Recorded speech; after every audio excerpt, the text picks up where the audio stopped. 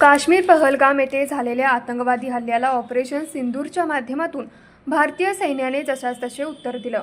भारतीय जवानांचे देशाप्रती असणारे योगदान अतुलनीय असून या जवानांचे मनोबल वाढवणं हे आपले कर्तव्य असल्याने इचलकरंजीत तिरंगा एकता रॅलीचे आयोजन करण्यात आलं होतं।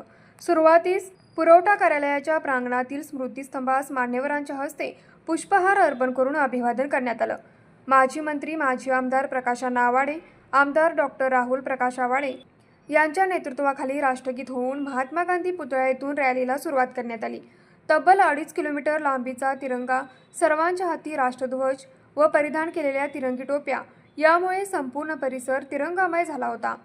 रॅलीच्या प्रारंभी मौसमी आवाडे, सुभेदार जयपाल कोरगावे, भाजपा जिल्हाध्यक्ष राजवर्धन नाईक निंबाळकर, शहराध्यक्ष पैलवान अमृत भोसले, प्रकाश दत्तवाडे आदींसह मान्यवर उपस्थित होते। यावेळी सेना आणि सुरक्षा दलांना मोकळीक दिल्याबद्दल आणि पाकिस्तानला धडा शिकवल्याबद्दल लष्कर आणि सुरक्षा दलांचे त्याचबरोबर पंतप्रधान नरेंद्र मोदी यांचे अभिनंदन करण्यात आले।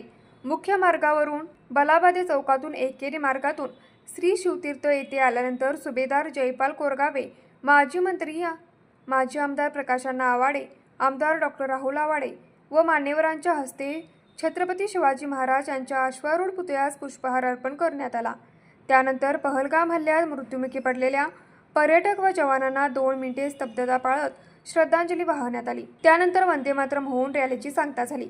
यामध्ये माजी सैनिकांसह तरुण, महिला, विविध शाळांमधील विद्यार्थी-विद्यार्थिनी, खेळाडू, नागरिक राष्ट्रध्वजासह मोठ्या संख्येने रॅलीत सहभागी झाले होते। न्यूज मराठी 24 साठी विनोद शिंगे, कुंभोज।